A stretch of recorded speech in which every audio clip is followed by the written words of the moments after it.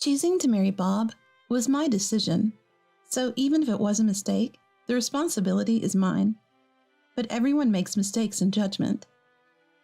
My name is Mary, a 33-year-old married woman with a son in elementary school.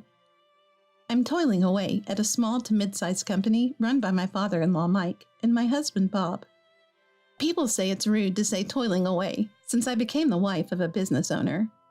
Even my own parents and friends have scolded me, calling it a luxury. But in reality, I'm being overworked by Mike, Bob, and the company. Originally, I was hired as an office worker. It was the company I was introduced to while looking for a job after graduating from community college. They paid me a salary until I married Bob. But then, wanting me to marry, Mike and Bob made me work without pay after the wedding. Being a small business, most of the staff were either Mike's relatives or Bob's friends.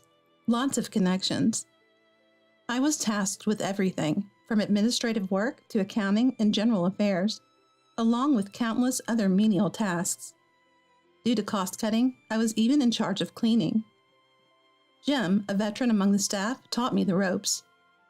Jim, a distant relative of Mike, is a kind soul who helps me with my grueling tasks. I'm sorry I didn't tell you. You were married off to work for free, just like Janet was.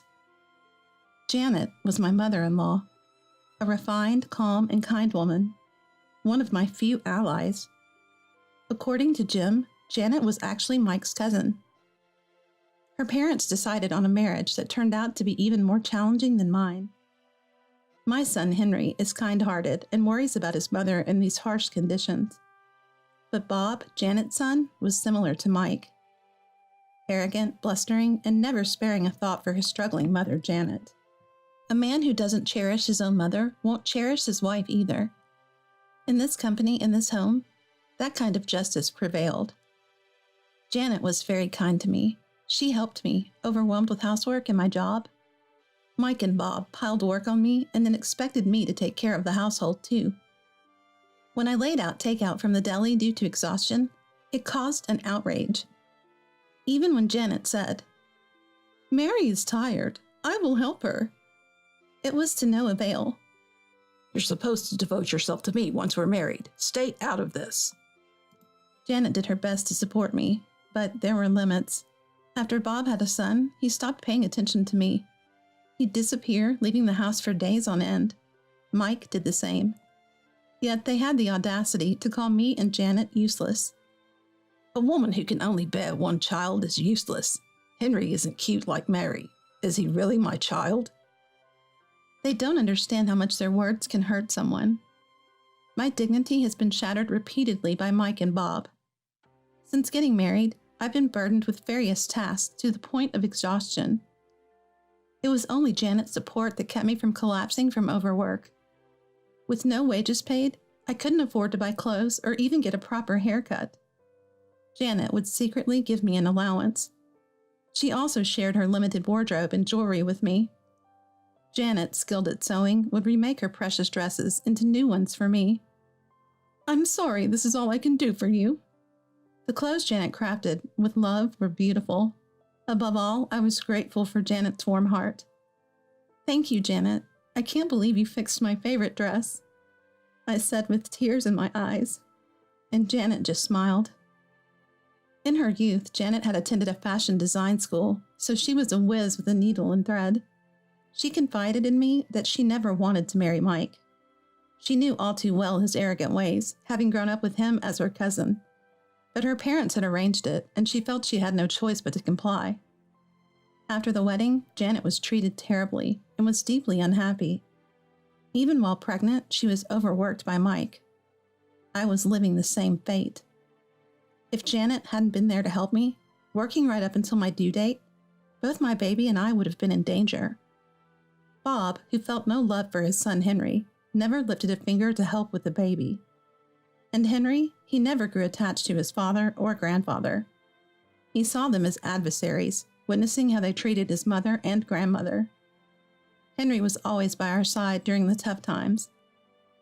Despite his young age, he was aware that he was the man of the house. This didn't amuse Mike and Bob at all. When Henry showed defiance, Mike and Bob blamed me. He doesn't respect his grandfather. That's on you and your bad parenting. You're to blame for not educating him right. You're useless. They'd yell. I was so frustrated I felt like crying. But Henry, as smart as he is, caught on quickly. He knew his father and grandfather were the worst. For a 10-year-old, Henry spoke like an adult. And when it came to defending Janet and me, he was organized and direct in confronting Mike and Bob. You can't expect blind respect, not for a father or grandfather who don't deserve it. Can't you see that? Mike and Bob were furious with Henry's words. They scolded him for being insolent, but Henry completely ignored them. Mike tried to win Henry over with a hefty allowance, but it only made Henry despise him more. Bob tried to convince Henry of mine and Janet's incompetence, which backfired. Henry put an end to that by saying, "It's despicable to insult your wife and mother like that." In private, Henry urged me to give up. "Mom, just get a divorce. Staying in this house is only making us miserable." He was right, but it was impossible for me. I had cried to my parents about how hard my life was, but they just scolded me for not being patient enough and being ungrateful to a relatively wealthy husband. So even if I divorced, I couldn't rely on my parents' home. And for a 33-year-old woman capable of only clerical and menial tasks, there was no hope.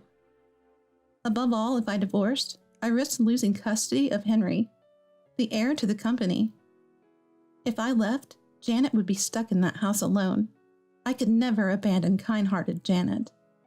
So I endured Mike and Bob's treatment and kept on living. Henry and Janet watched me grow more worn out each day, worried sick about me. The only kind person at the company, Jim, had to quit. His wife fell seriously ill and needed his care. Mike forced him out, deciding that his situation was a liability to the work. It was ruthless how quickly Mike discarded Jim after years of loyal service to the company. Jim retired with only a modest pension and left, used up and then discarded when no longer needed. The atmosphere at the company grew even more uncomfortable without him. Exhausted, I began to lose my sense of purpose in life. It was then that a turning point arrived. It was time for Henry's school open day and the parent-teacher meeting. During the class observation, Henry was solving math problems with evident joy. Other parents looked on admiringly at his intelligence. Though he's the son of Bob and me, Henry has exceptional talents. A mother sitting next to me whispered, "You're Henry's mom, right? My son and Henry are good friends." As I managed a weary smile, the woman's face fell with concern. Worried I had offended her, another parent, a man, suggested in a low voice, "You look pale. It might be best to sit and join us." The teacher nodded with a smile at his suggestion. Resting on an available chair, I continued to watch over Henry. Henry kept glancing my way. All of Henry's classmates' parents were kind. The kindness of the other parents was a rarity for me, except from Henry and Janet. After the class, there was a parent-teacher meeting. I was surprised to see not only mothers, but also fathers in attendance. Mike and Bob always declared that parenting was the mother's duty. My parents had similar views. But the reality is that parenting requires mutual support. There was a simple round of introductions among the parents that day. Everyone introduced themselves with a warm smile. When it came my turn to introduce myself, I nearly fainted as I stood up. The man who had offered me a seat earlier suggested I remain seated. He was the same parent who had been considerate during the class. "I'm a doctor. I took the day off from the hospital to be here," he said. After observing me for a moment, he concluded it was clear I was suffering from overwork. "You're sleep-deprived and not eating well. You need rest." At his words, I couldn't help but break down crying. When I saw it was impossible for me to rest, the teacher, who had been silent, spoke up. "Henry has been consulting me for a while. Today, we're changing the agenda of this meeting." All the parents readily agreed. Henry's homeroom teacher had been consulting with Henry for some time. The teacher had been listening to Henry's concerns about Mike and Bob's arrogant behavior. Henry always mentioned how they treated me and Janet terribly. He said we had to act fast, or things would get worse for Janet and me. Henry had been open with the teacher about our home situation. The teacher believed Henry and wanted to help. But as a teacher, He couldn't recklessly interfere in family matters.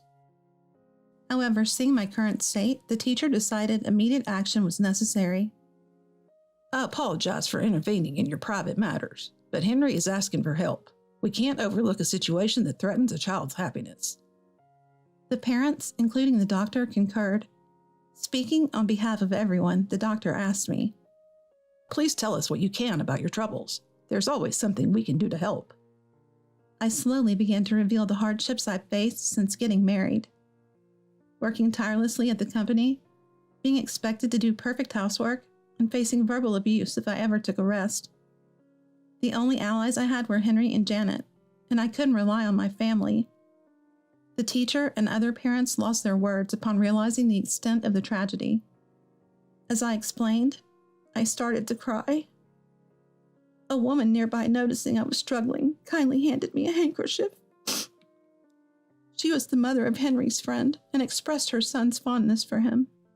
Seeing me in tears, she gently rubbed my back.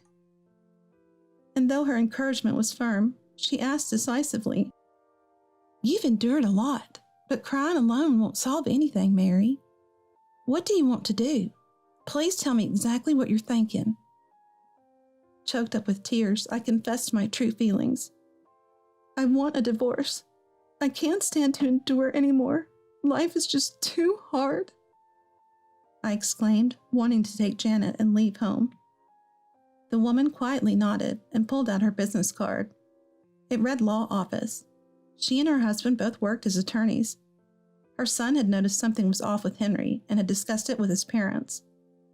Henry's friends had sensed that his home life was not all right. "You can consult me through a message. I'll teach you how to keep it from your husband, and it's free. Consider it my meddling," she said firmly with a lively smile. The watching parents also cheered me on.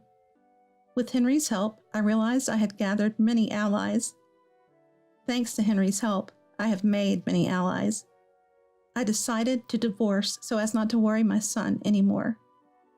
From then on, I slowly started preparing for divorce. When I told Henry, he said he would stick with me. I also informed Janet about the divorce preparations. Janet agreed eagerly and dropped a bombshell of her own. "I'm getting a divorce too. Without Mary and Henry, I have no attachment to this house." And so, Janet and I moved forward with our divorce preparations together. As for custody, the scales were overwhelmingly in my favor. According to Henry's friend's parent, even if Bob had financial means, his lack of involvement in parenting made him unsuitable to nurture. I could demand child support and live with Henry. But even if I could claim compensation, I still needed to work. Without a certain level of financial stability, I would be deemed unfit for childcare. Having time to care for a child was also crucial.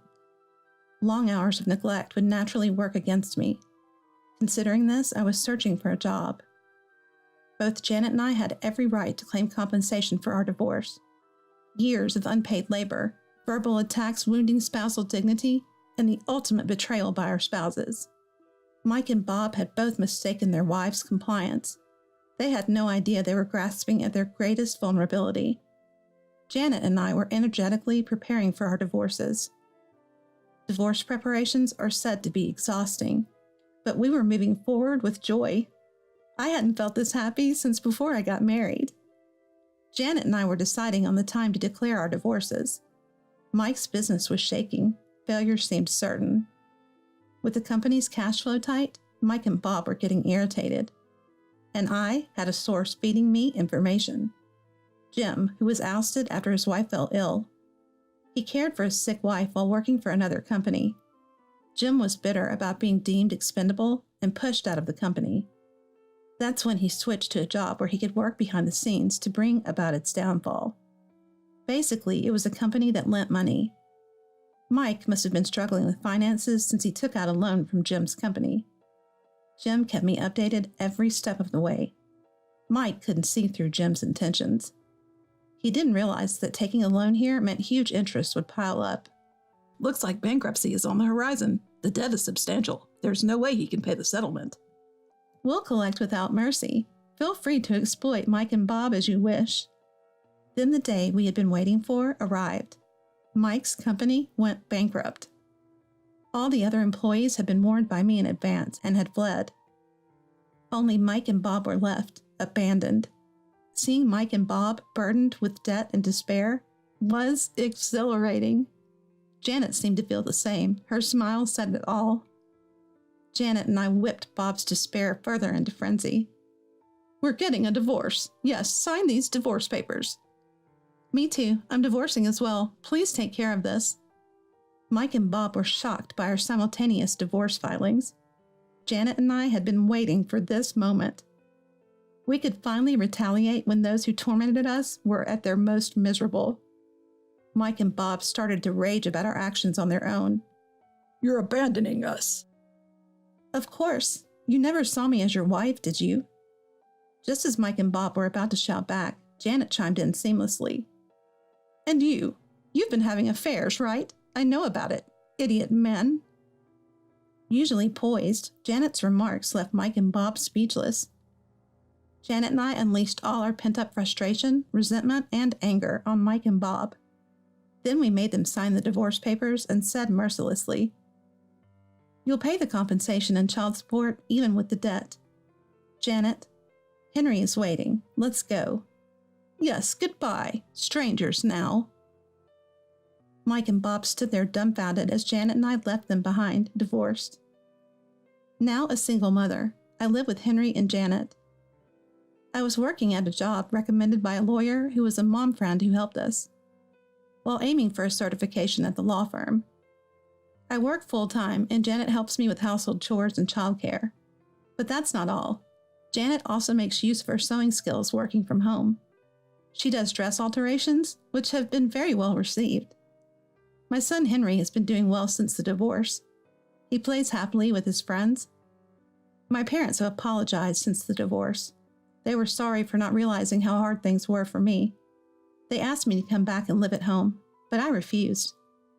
I didn't see my parents as allies. It was more enjoyable living just with Henry and Janet. In my experience, parents are not always on your side. I learned not to have expectations. The ones who reached out to me, aside from Henry and Janet, were not my relatives. Henry's teachers and all the parents gathered together. Those who could have ignored us stepped in to help. Without their efforts, Janet and I would still be in dire straits. I'm truly grateful from the bottom of my heart. Mike and Bob were chased by debts. Jim was cheerfully collecting. Thanks to him, the compensation and child support are being deposited without fail. On a day off, I had tea with some of Henry's classmates' parents who had been kind to us. It was then that one of the moms shared the news. Mike collapsed under the weight of his debts. Bob planned to skip town to avoid his debts, but he was stopped. Now he's working hard labor on a big ship, Jim's referral. I don't know the specifics of the job, but I thought, let him work all he likes, and I hope Mike suffers as much as possible. When I got home and told Janet about Mike and Bob's situation, she laughed. With Henry not around, we laughed without reservation.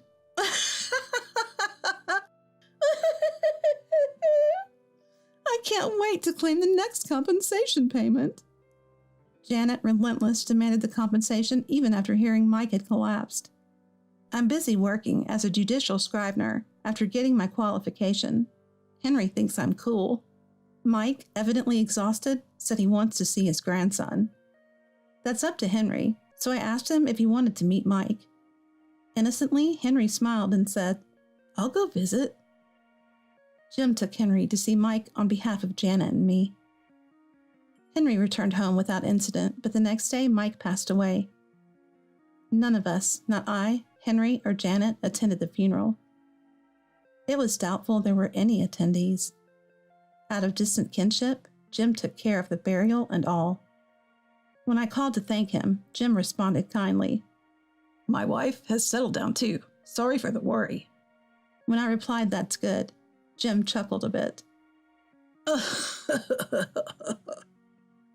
Jim praised Henry for being great when he went to see Mike. I believe kind Henry had cheered up bedridden Mike. Mike must have been content to see his grandson one last time. Janet and I had believed that for years. But the truth came out when Henry went to high school. Jim had kept a secret. There was no direct evidence linking Henry to Mike's situation. Henry is a bright boy. He's kind and treasures Janet and me greatly. But he had been dealing punishment to Mike, who had treated him so poorly. Not physically, but psychologically. Henry smiled as he plunged debt-ridden Mike into the depths of despair. With a smile, Henry innocently joked, "Dad's ship has capsized." That was a complete lie. Bob is still on a ship paying off his debts. Years later, I scolded Henry, telling him lies are not okay. He swore to never say it again. Obeying our instructions, Henry no longer tells lies that cause despair. Yet he absolutely refuses to meet his father, Bob. For Bob, the greatest misery isn't the divorce or debts, but being seen as sunk by his own son. But fortunately, he hasn't sunk, so I continue to demand child support. I've wanted kids, but it's your fault I've had to hold back. You're defective. My husband of 20 years threw these cruel words at me. I realized I couldn't carry on with him. He's off daydreaming about his new marriage. God must have been watching, witnessing this devilish act. That's why something happened to my husband. My name is Lisa. I'm 45 years old. I work as a secretary at a law firm. We're nearing 20 years of marriage. We've led a modest life, just the two of us. We've always wanted children, but we couldn't have any. The problem seemed to be mostly with me. I went for treatments while working, exhausting myself physically, emotionally, and financially, but to no avail. We decided to give up when I turned 40. My husband wanted kids till the end and urged me to continue treatments, but I was at my limit. The pain was unbearable, and the money was just draining away. The situation was terrifying.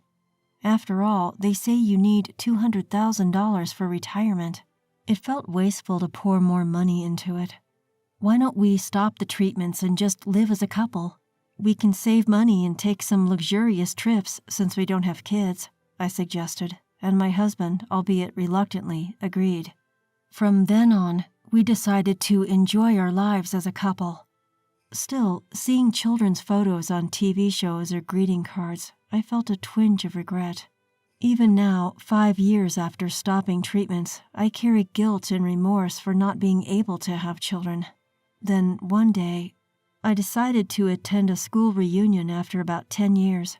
My husband said I should take a break, so I decided to stay overnight near the venue. It felt like a mini vacation. I realized I'd hardly ever been out alone since we got married. My life had been consumed by infertility treatments. A little luxury now and then is okay, right? At the venue, I enjoyed catching up with old friends. "Lisa, long time no see. How are you? Don't you seem a bit slimmer than before?" Indeed, I had lost about 22 pounds over the last decade. I'm so jealous. Since I got married and had kids, I've gained almost 33 pounds. Even such a trivial conversation from a friend stings a bit. "Lisa, any kids?" "No, we couldn't. It's just the two of us with my husband." "Oh, I'm sorry for asking such an awkward question." "No worries. Let's just have fun."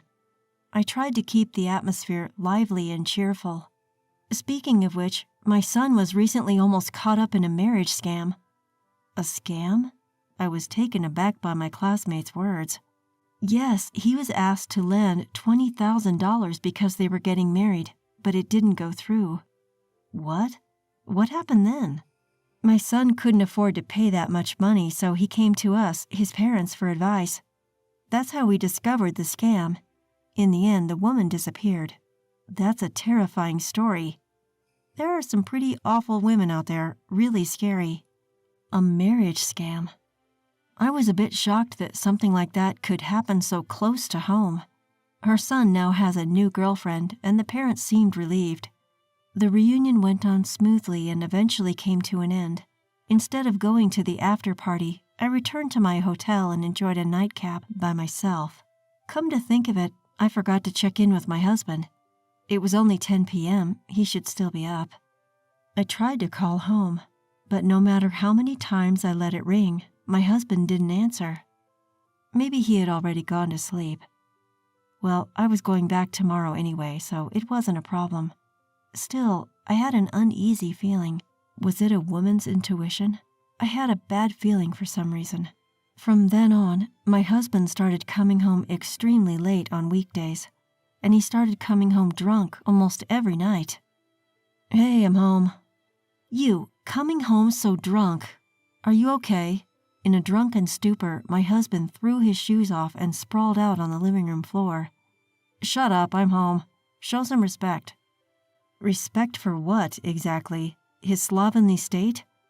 While picking up my husband's discarded socks and shirt, I kept my thoughts to myself. Alyssa was cute, wasn't she? You know, if you were as young as Alyssa. That's what my husband said. Who the hell is Alyssa? What does he mean if I were young? By the time I thought to question him, he was already fast asleep. Could he be cheating on me? My unease from that day was becoming more and more like conviction. No, my husband is a decent man. There's no way he could. It must be drunken nonsense, I reassured myself. But then there's my husband who leaves early in the morning on weekends and doesn't return until late at night. "I'll be back later. Take care." And then he comes home drunk, as always. With this happening every week, even I had to intervene. "You seem to be going out drinking almost every day recently. Are we okay financially?" "Mind your own business. It's my money and I'll do what I want with it. It's the savings from my bachelor days." "But we need to save up for our old age or we'll be in trouble in the future." "Why don't you save up then?" "Well, I've spent quite a bit on treatments." "That's because you're defective." Even if he was drunk, I couldn't believe he'd speak to me that way. I was starting to notice my husband's changes. Did I become more submissive since I stopped treatment? My husband's disparaging remarks about me were increasing. "Since you can't have kids, you should show your affection for me instead." And with that, I could feel my love for him diminishing as he splurged and behaved selfishly. He used to be so kind, caring for me when I was having a hard time with treatments. Will he ever return to being that kind of husband? What is a marriage, really? After 20 years, I started to question this. However, things took a sudden turn. "Lisa, we need to talk." I came home from work to find my husband sitting on the living room sofa, looking serious. "What is it? You're being all formal." "I want a divorce." "What? You're joking, right? Why would you say that all of a sudden?" The thought that my husband was considering a divorce had never crossed my mind. Yes, I knew we had to reconsider our relationship as a married couple, but I hadn't thought about divorce. Was my husband thinking of divorce before I even considered it? "Out of the blue, you want a divorce? What's going on?"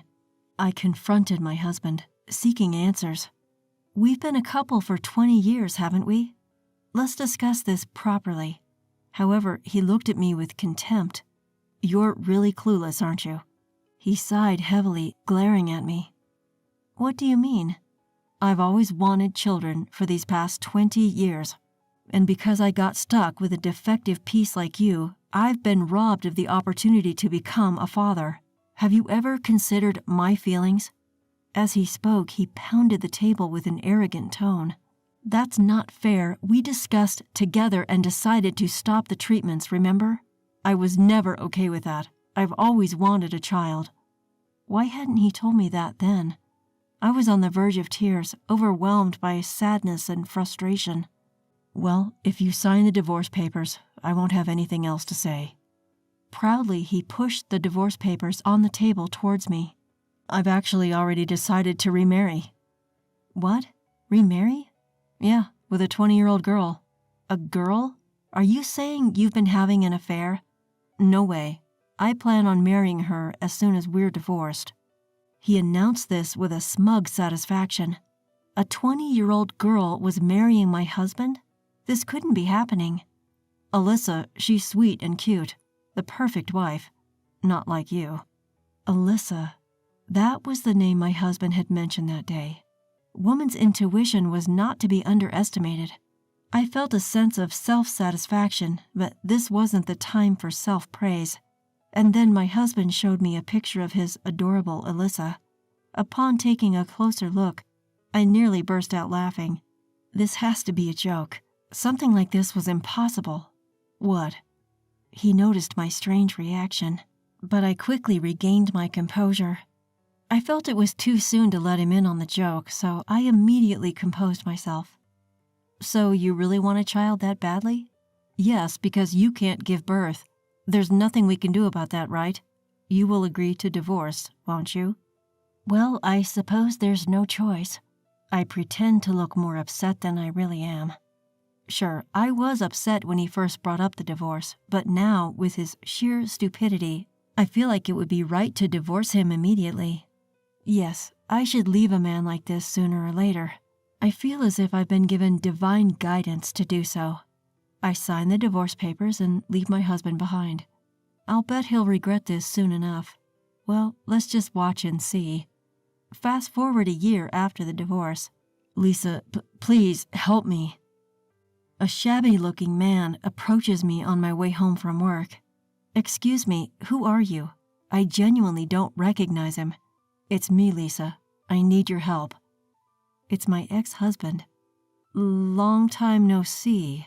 I'm taken aback by how much he's changed. His cheeks are sunken, and he's dressed shabbily. Please, Alice, introduce me to your company's lawyer.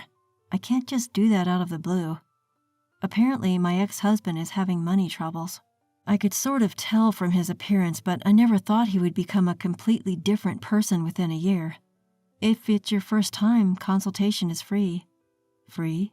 But if you want to hire them, you'll have to pay their fee. I don't have that kind of money. Please, help me. What on earth happened? I decided to listen to his story at a nearby cafe out of pity. Well, actually, before he could say another word, I cut him off. Did that girl, Alyssa, run off? How did you know? Just as I thought. When my ex-husband showed me a picture of a girl named Alyssa, it clicked. That girl looked exactly like the one who conned a classmate's son at a reunion. At that reunion, the classmate was saying, "I can't forgive that woman," and showed her picture around, warning everyone. I think her name was Sally and she was about 22. Well, her age and name are probably fake. It makes sense. The swindler wouldn't use her real name, of course. You knew about Alyssa, didn't you? Well, I guess you could say I knew, but what happened? When I asked my husband for the details, this was the story he gave. He met a woman named Alyssa about a year ago in a nightclub. My husband, who's always wanted children, seemed to have been venting such thoughts in his conversations with her. That's when Alyssa said, "I can have a child for you." The two gradually deepened their relationship after that. My husband would go to the club almost every weekday and would date Alyssa outside the club on weekends, then return to the club. In doing so, he ended up using $10,000 from his savings that he had accumulated when he was single. But Alyssa was so sweet. She never asked for expensive things even when we were outside the club. She was just happy drinking with me at the club. She was different from the stereotypical opportunistic club girls you often hear about. She didn't need designer goods or jewelry. She was satisfied if I was there drinking with her at the club. She was hardworking and sincere. We had agreed not to touch each other's savings from when we were single, so I never noticed anything. I thought it was his money and he could use it as he pleased. I had no idea he was spending that much. And then Alyssa showed her true colors. "I want to get married, but I have debts, so I need to repay them, and it's about $20,000. Then my husband promised to take on Alyssa's debt and transferred the money to her. They moved in together right after our divorce, but Alyssa continued her night work and rarely came home. And then she quit her job at the club and disappeared. Of course, she took all the money and ran. Just how foolish can he be? I started to feel pathetic for having been married to such a man for 20 years. Did you make a promissory note? A what? When I asked, my husband looked puzzled. You lent her money, didn't you? Didn't you get a note? we were going to be a couple, so I didn't do such a thing. Really? So doesn't it mean you just gave her the money? Is that so? In this case, it seems like you donated $20,000 to Alyssa out of goodwill. This woman must be a pro. In the case of donations, if the amount exceeds $11,000 in a year, gift tax is imposed. Depending on the case, the receiver might be taxed, so Alyssa just took $20,000 in cash and vanished. And she split the money into 2 parts across 2 different years. That way, she wouldn't exceed the $11,000 limit and could avoid taxes. The reason my husband thought she was a good girl who never asked for material gifts was because she knew the law well. So what should I do? I don't know, maybe consult a lawyer? It'll cost you, though. Upon hearing that, my husband's shoulders slumped. I've used up all my savings from my single days. The woman I loved ran away from me. I can't tell the company that the marriage is off after I've already told them about remarrying. I boasted about getting a younger wife. Isn't that his own doing? Although I thought that, seeing his pitiful situation, I couldn't say anything. Lisa, it's my fault. Please, come back to me. I realized after you were gone, you were the only one who cared about me. I don't need kids anymore. I'll let you do as you like. You must have been lonely too, right? Does my husband still misunderstand that I still love him? That matter ended half a year ago in my mind, so I confronted him with reality. You know, it's been a year. What's with this sudden change of heart? Isn't it a little too late now? Lisa, are you going to abandon me? Well, it was you who pushed for our divorce in the first place, remember? Lisa, you're the only one I can rely on. My ex-husband looked utterly exhausted. I decided to show him a little mercy. All right then, shall I call up a lawyer friend of mine? Lisa, thank you. I knew I could count on you. With tears welling up in his eyes, my ex-husband seemed genuinely grateful. And the one who came to the coffee shop was Mr. Johnson, the lawyer from my company. John, over here. Lisa, who's this? He's an acquaintance. Seems he's in a bit of a bind. Is that so? Nice to meet you. The name's Johnson. My ex-husband seemed somewhat perplexed by our overly familiar demeanor. You see, we've been dating for the past 6 months. Now what was it you needed advice on? As I finished speaking, my ex-husband looked as if he was in a daze. No, well, I think that'll be it for today. Suddenly snapping back to reality, my ex-husband hurriedly left the coffee shop. In the end, he couldn't afford to hire a lawyer, and resigned himself to his fate. Rumor has it that his company has been abuzz with talk of his unfortunate situation, left by his soon-to-be wife, ignored by his ex-wife. It's a small world. Who would have thought that one of his colleagues was at the same coffee shop, overhearing the entire conversation from start to finish? I heard through the grapevine that he's frantically trying to find a new partner, terrified of facing old age alone. Who was that guy? When Mr. Johnson asked me about it later, I told him the whole story. I'm sorry for involving you in all this. The truth is... I see. You've had quite the ordeal, Lisa. The part about me dating Mr. Johnson was a complete lie. I had asked him to play along with the charade. Sorry for all the trouble. No worries, Lisa. I'm glad I could be of help. By the way, do you have any plans after this? Excuse me? How about grabbing something to eat if you'd like? Caught off guard by this unexpected turn of events, I was a little flustered. A fresh start in my mid-40s. This isn't such a bad beginning. Yes, I'd love to. I was certain a fun-filled future was awaiting me. I couldn't shake off this feeling. If you have a problem with anything, get out of my house, anytime. Right now, I'm being verbally abused by my sister-in-law in my own house, a house that's in my name. I gave her every chance in the world, and she just trampled all over my kindness. I won't show mercy to such a person any longer. I'll make her pay for her actions and make her regret everything she's done. My name is Emma, a 29-year-old housewife. I had been living happily with my husband John, whom I married 2 years ago. My father-in-law passed away before we got married, and 6 months ago, my mother-in-law slipped on the stairs of her apartment and broke her leg. The injury left her with a lingering numbness, and it became difficult for her to continue living as she used to. Given these circumstances, she started living with John and me. The house we live in was passed down to me by my father. My dad loves to travel, and he even bought a motorhome. He left the house he'd been living in to me and started a life in his motorhome with my mother. I decided to take advantage of my father's kindness and began living in the house he'd given me.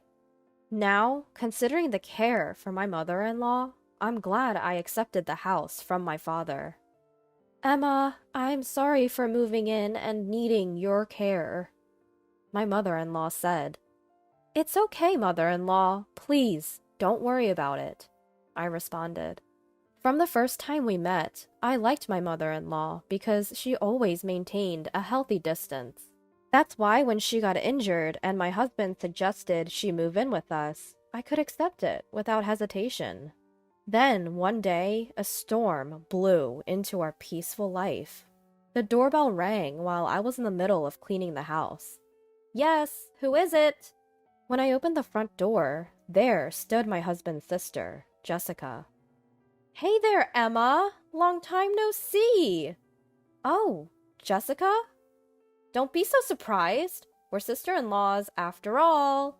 Well, about that sister-in-law thing. To be honest, I've never really been fond of my husband's sister, Jessica.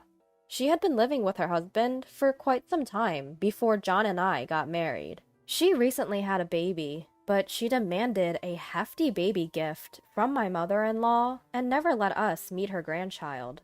Not to mention, she was utterly selfish at our wedding. This food is awful. Totally killed my mood. She had no problem loudly complaining about everything. When my mother-in-law got injured, she dumped everything onto John, saying, "You're the older brother, aren't you? You should take care of this." She didn't even come to check on my mother-in-law. And of course, she was just as disrespectful to me, saying things like, "So, you're Emma, huh? You're kind of plain." The first time we met. I can never forget the shock of that day. Jessica always has something unnecessary to say, and that's why I never had a good impression of her. When she showed up unannounced that day, I had a bad feeling about it. "Jessica, what brought you here?" I asked. In response to my question, my sister-in-law Jessica shrugged her shoulders rather exaggeratedly.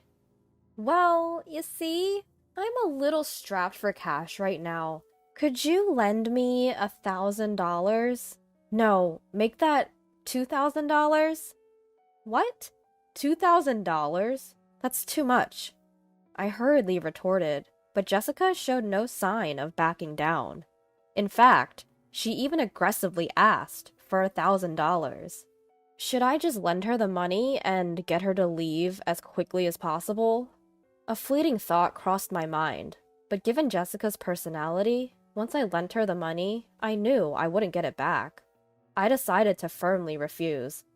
"No matter how much you ask, I can't. I'm sorry. We have our own lives to live." At that, Jessica's mood worsened abruptly. "Just give me the money. How dare you defy your sister-in-law?" Just as I thought she had shouted enough, she suddenly pushed me on my shoulder, causing me to fall on my rear. Looking down at me, Jessica smirked and extended her hand. "Come on, lend me the money now." That made me really mad. "Can't do. Please leave." I forcibly ejected Jessica and locked the door. "Hey, open up! Are you listening to me?" Jessica shouted from the porch. Reacting to her voice, my mother-in-law handled it for me through the door. "If you're going to make any more noise, I'm calling the police." Jessica instantly quieted down, stating, "Fine, I'll be back," before she left that day. After confirming Jessica's departure, my mother-in-law apologized to me. "Emma, I am really sorry. My daughter caused you so much trouble." "Mother, it's okay. In the end, I didn't lend her any money. But still, I'm truly sorry. It must have been unpleasant for you. My mother-in-law seemed to feel a lot of guilt, and she kept apologizing.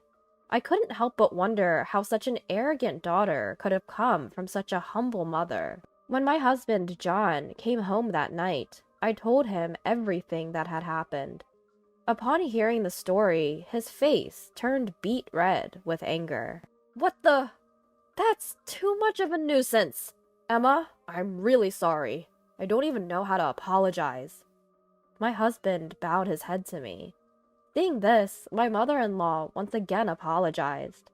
And so, the day ended with an incredibly awkward dinner. The next day, the intercom rang again. Through the door, I could hear Jessica's cloying voice. Emma, darling, please. I won't do anything weird anymore. Just lend me the money and I'll leave right away. Oh boy, 2 days in a row? Even I was taken aback. Unfortunately, my mother-in-law was out, so I was home alone. I cautiously opened the door with the chain on, and Jessica peeked in with great enthusiasm through the gap. Oh good! You opened it! So, about yesterday... Jessica, like I said before, I can't lend you money. At my preemptive strike, Jessica frowned for a moment, but then quickly began to feign tears. But if things continue like this, I'll starve to death with my daughter. Starve to death? What do you mean? I'm in debt to my husband. Sensing that I had taken the bait, my sister-in-law Jessica immediately responded. Because of these debts, I can't even live properly. I don't even have anything to eat for tomorrow. Do you understand how I feel? Really? Are you kidding me? Who does she think would sympathize with such a cheesy sob story? Does she expect me to say, "Oh, that's tough. Let me lend you some money"? While I felt like pointing out the absurdity of her claim, I responded calmly.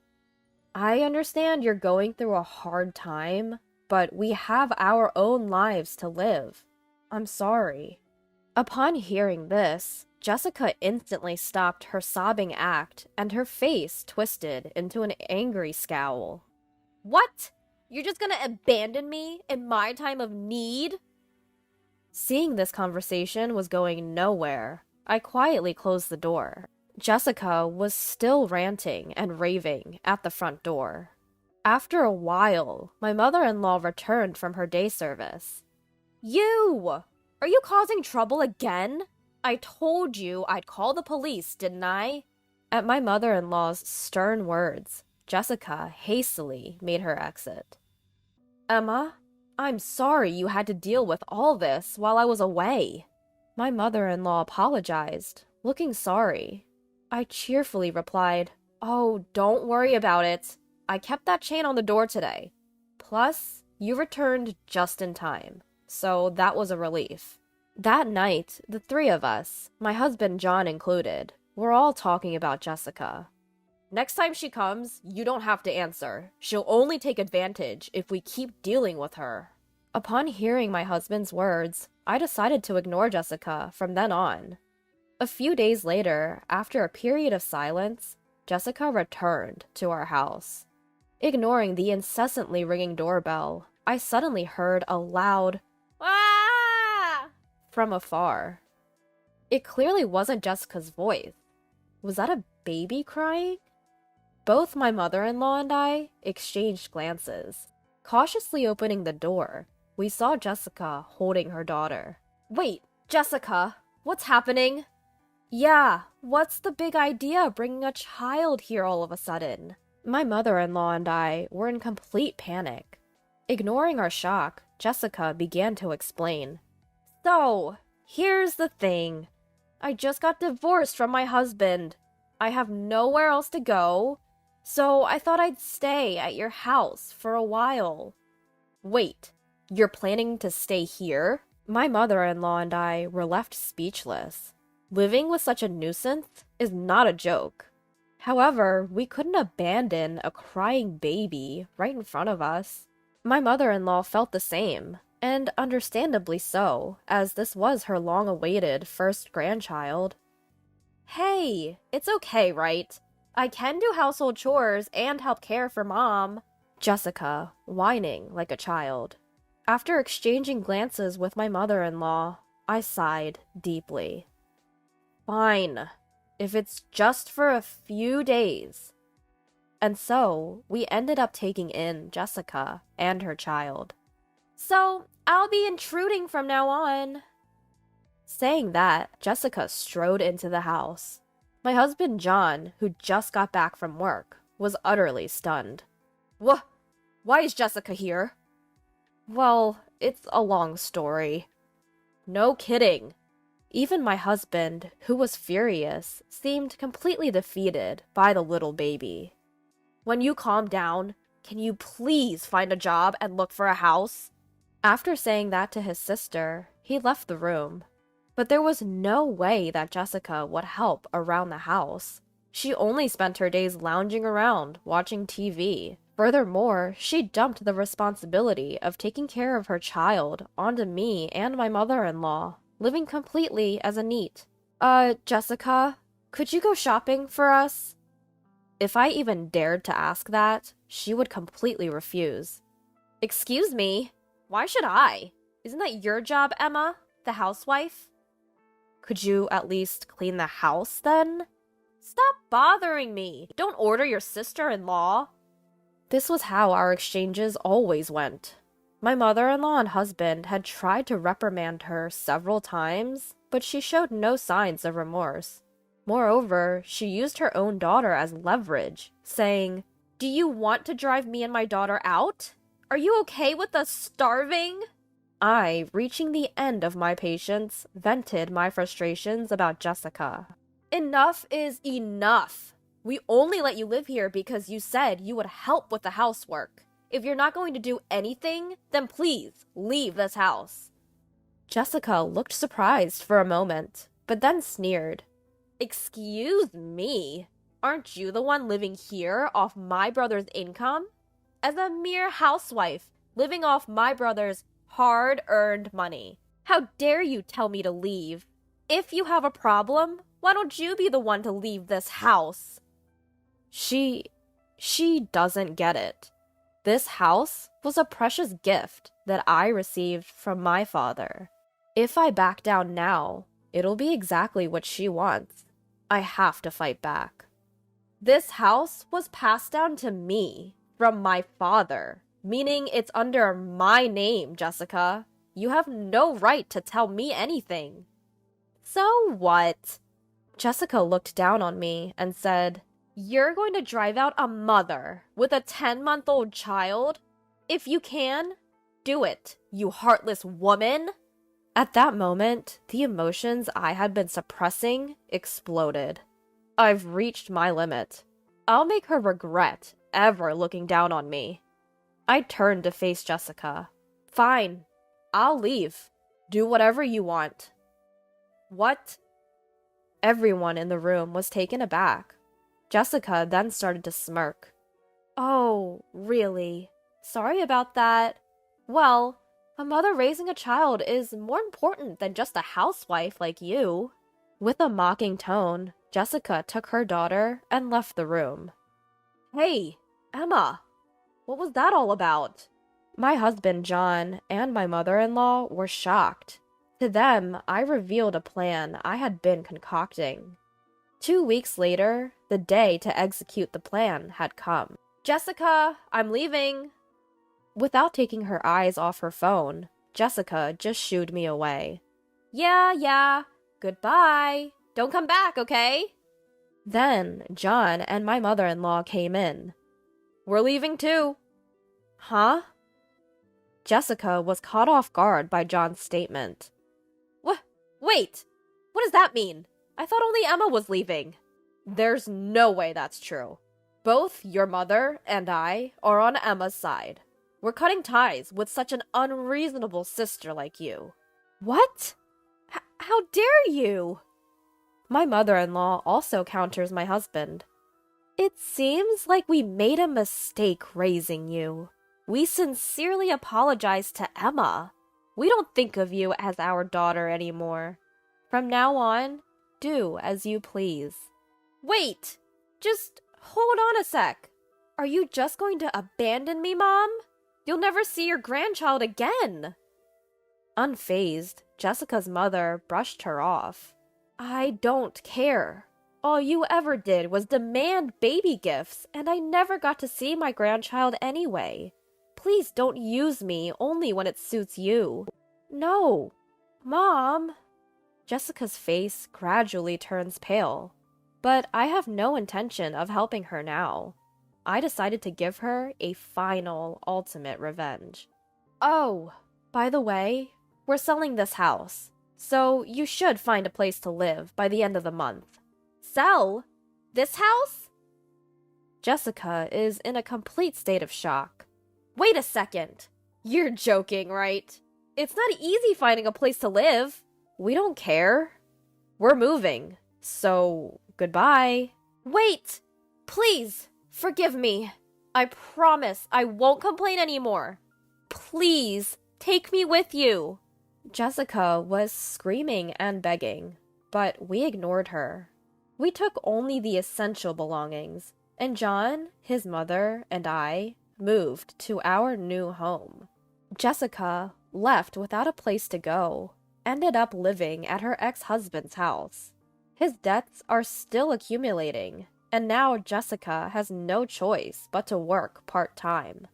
If she had behaved decently in our house, none of this would have happened. Truly, she reaped what she sowed.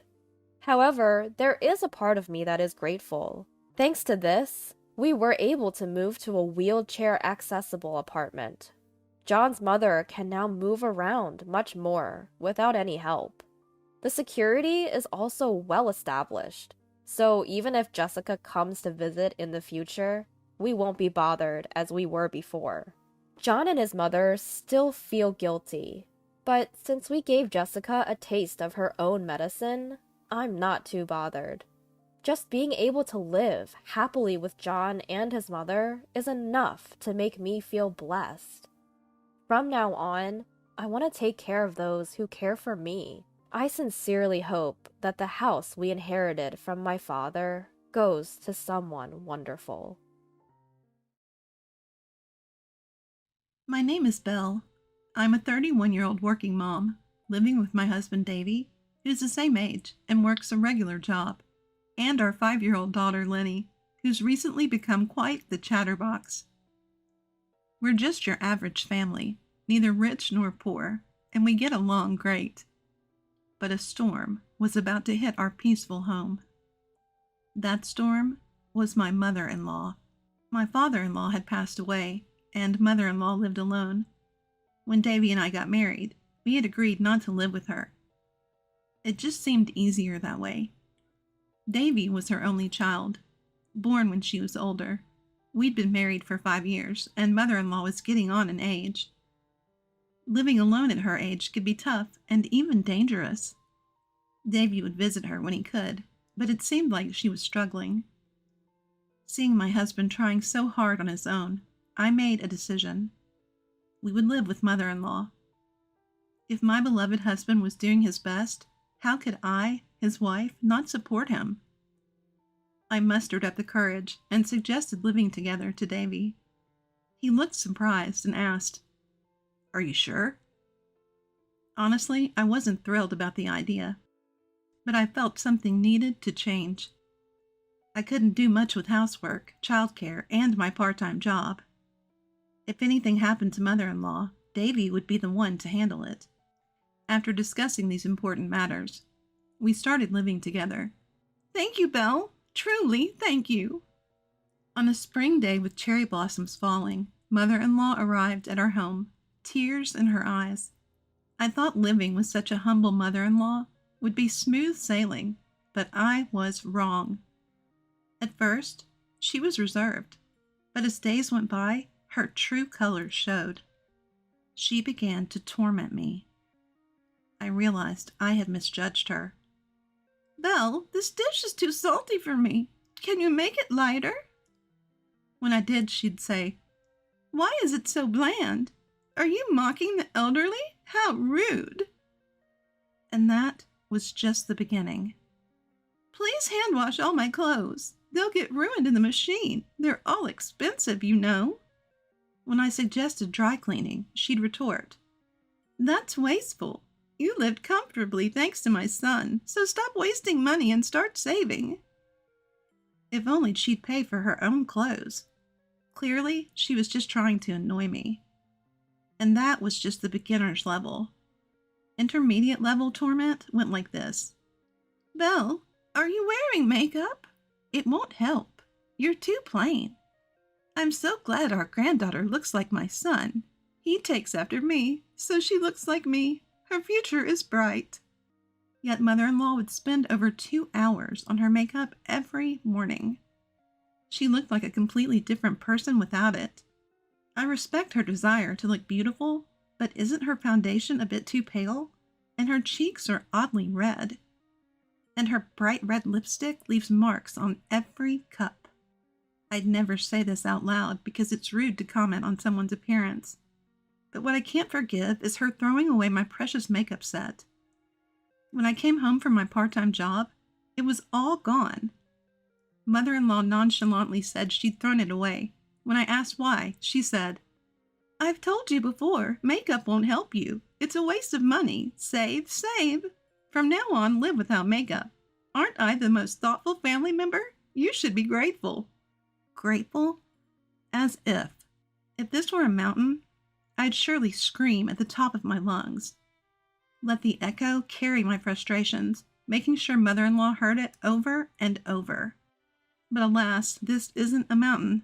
What's worse, mother-in-law only torments me when we're alone.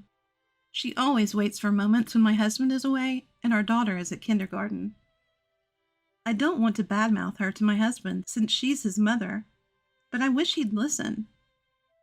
After much thought, I hinted at my frustrations, but it barely made a difference. I'll talk to Mom. He tried to address it, but mother-in-law would cry, claiming, I never did such a thing. He even went so far to say, My wife is trying to trick me. My husband was left confused. I felt helpless. Well, they say seeing is believing. Seeing is believing. I decided to secretly record my interactions with my mother-in-law to show my husband. Now, where to place the camera? As I pondered, the advanced level of mother-in-law's torment began. We started living with mother-in-law in the spring.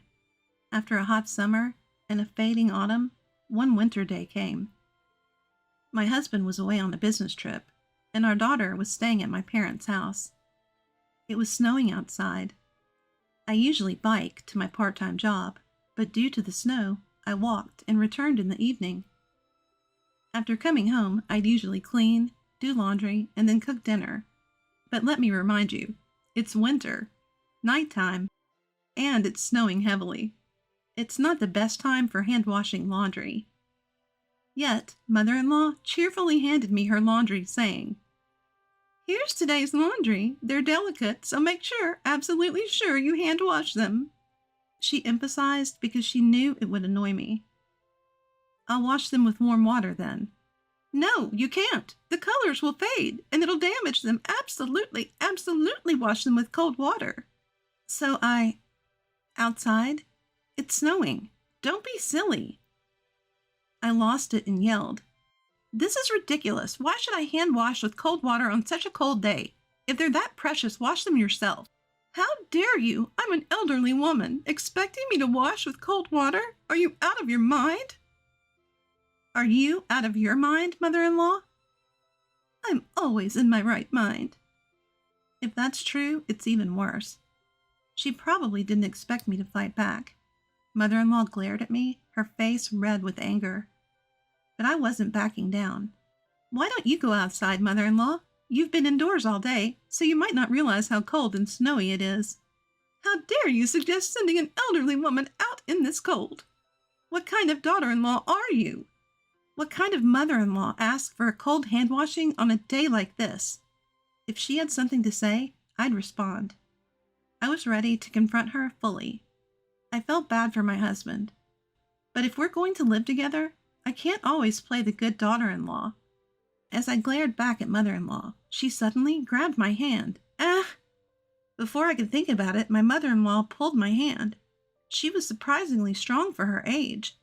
Before I knew it, she had pushed me out of the front door. The next thing I knew, the door was locked. Mother-in-law!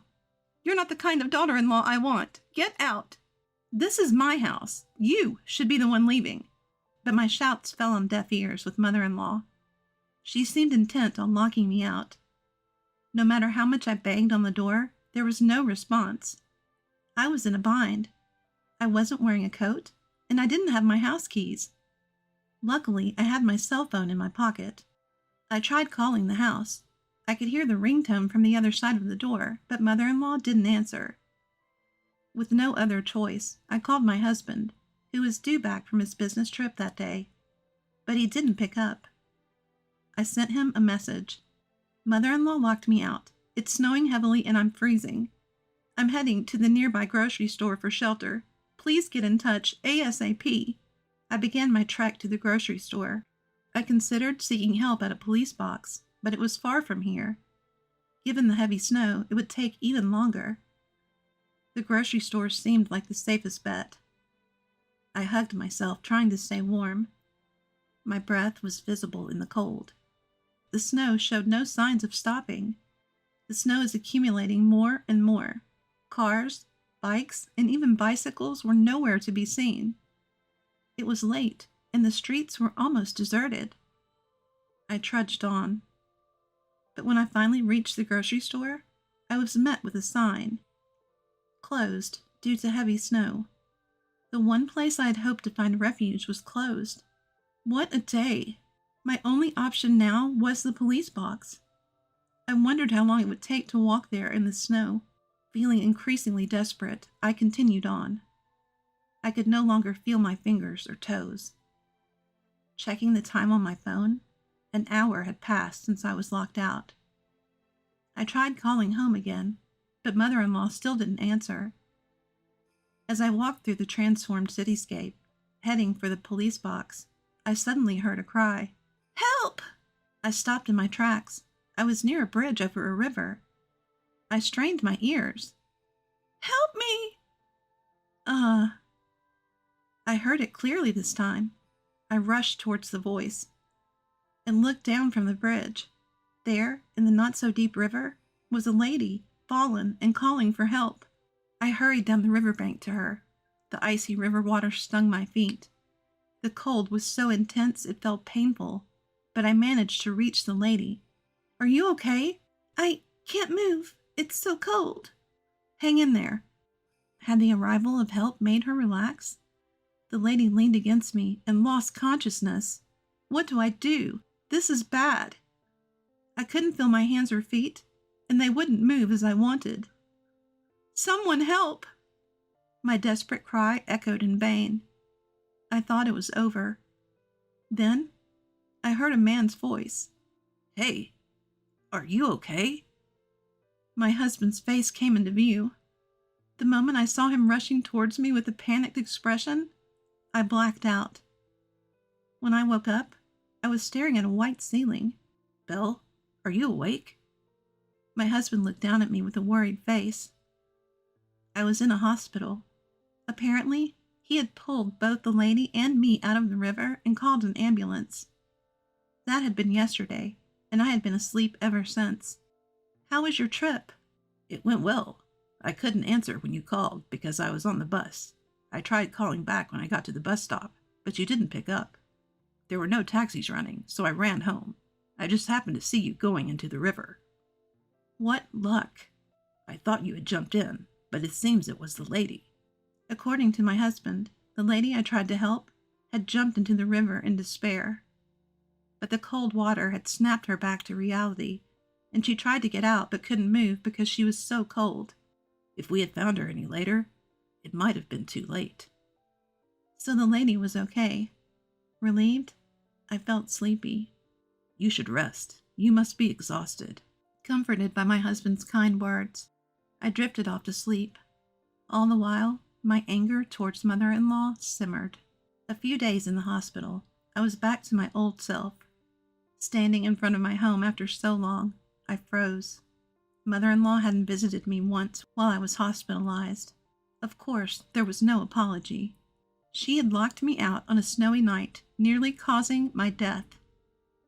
Honestly, I couldn't live with her anymore. Feeling down, I opened the front door. I stepped into it and was surprised. To my surprise, mother-in-law was there, deeply apologizing. What? Mother-in-law? What's going on? Belle, I'm so sorry. I was stunned by mother-in-law's unexpected apology. Really? An unexpected apology? This is leaving me speechless. Mother-in-law continued. I never imagined something like that would happen. I truly regret locking you out. Please forgive me. What? She's sorry? This mother-in-law? The one who's always been so aggressive towards me? The one who locked me out in the snow? Suspicious. Very suspicious. It would be strange if there wasn't a catch. I narrowed my eyes at mother-in-law. What will you do if I don't forgive you? Mother-in-law's hand twitched slightly. I was freezing out there, you know. If my husband hadn't come, who knows what would have happened. Anyone would know what happens if you lock someone out in a snowstorm. If you didn't, does that mean you're not normal? I said sarcastically. Mother-in-law's face turned bright red. What did you just say? You think you can take advantage when someone's being nice? Don't get too cocky. My son said he'd end our living arrangement if I didn't apologize, so I did it. Now that I've apologized, let's forget about the whole locking out incident. Now, get back to your chores. She took the bait so easily. I smirked, seeing right through mother-in-law's true intentions. Wow. Her remorse was all a lie. People don't change that easily, do they? Especially not someone like mother-in-law. But just as I thought that, she started her antics again. Make sure you hand wash my clothes with water. Are you still on about that? Still demanding hand washing? Only cook what I like. If it's not tasty, I'll throw it away. This is hopeless, absolutely hopeless. She's beyond redemption. I sighed heavily and looked back. You're saying all this, huh? My husband, who had been standing a bit away, was out of mother-in-law's sight. But he had been there the whole time. Mother-in-law's beloved son, my husband, was right there. Davy, what about work? Mother-in-law noticed him and turned. I took the day off to be with Belle. But Mom, you haven't changed at all. No, I was just joking. Joking? It's not funny at all. I told you to genuinely apologize to Belle and never do such things again. But I did apologize. You were about to revert to your mean self. That was just a joke. That's why it's not funny. I had warned my husband to keep a distance, but mother-in-law's reaction was as expected, or even more dramatic. She desperately tried to justify herself, and I couldn't stop laughing. Belle, what's so funny? You, on the other hand? Mom, I'm talking now. Listen to me. I'm sorry. Even mother-in-law couldn't ignore her beloved son's words. His lecture continued, with mother-in-law listening tearfully. Why would you be mean to Belle when she agreed to live with us out of concern for you? I might have gone a bit overboard earlier, but I've never harassed her. She's starting something. I've commented on the food's taste, but I just wanted her to know my preferences. I asked for my clothes to be dry cleaned, but Belle said it was a waste and would hand wash them. I've told her to wear makeup, but she threw away her cosmetics right in front of me. Which mouth is saying that? It seems mother-in-law wants to believe she's not at fault. I can't help it. I pulled out my phone and played a recording. Today's laundry, it's expensive, so definitely hand wash it. Mother-in-law's voice played clearly. Ah! She screamed and tried to grab my phone. I dodged her and continued playing. Definitely wash it with water. You're not the kind of daughter-in-law I want. Get out. The sound of her dragging me out and shutting the door, ignoring my pleas. All of my mother-in-law's violent actions that day were recorded. I secretly recorded our conversations on this phone. Whenever I talked to mother-in-law, I always had my phone on record. Thank goodness for my phone, or things could have been really bad. Mom, any rebuttal? My husband asked, and my mother-in-law was speechless. Anything else to say? Is there anything left to say? Yes. What do you mean? This is the end. You've trampled on my feelings of wanting to care for you. I want you to leave. What? I'm cutting ties. You can live on your own. We won't contact you again. Even if you reach out, we'll ignore it and won't meet. What? You sold the family home, right? You should have all that money. Plus, with your pension, you should be fine. We won't help. But wait, Davy. Are you abandoning me? Betraying your only family? You're the one who betrayed us. My husband's angry voice left mother-in-law speechless. She sat down, unable to say another word. The only sound was the dripping of melted snow from the roof. Then things moved quickly. While mother-in-law sat there, lifeless, my husband and I packed her belongings. Her hometown was a 2-hour train ride from our place. She had distant relatives there, but she'd been estranged from them for so long that no one would probably care now. She rarely went out when she lived with us, so she likely didn't have any friends. Maybe that's why she had so much time to harass us, but now it didn't matter. Bye, Grandma. My daughter waved at mother-in-law. Seeing her cheerful granddaughter waving without a hint of sadness, mother-in-law finally broke down into tears. The taxi carrying mother-in-law drove off, leaving behind her sobs. I felt nothing. It was her own doing. With that thought, I entered our home, feeling refreshed. Time passed. Rumors said mother-in-law lived alone in an apartment. We still received calls from her, so she must be alive. But we never met or spoke to her, just as we promised. She'll probably live a lonely life. She destroyed the happiness she had, and the price was steep. With mother-in-law gone, peace returned to my heart. While listening to the washing machine, I served tea to an unexpected guest. It was an elderly woman, the very same lady I had saved on that snowy day. She had been living a lonely life, filled with despair. But the cold river water that day made her want to live a bit longer. My son offered to live with me, she said. That's wonderful.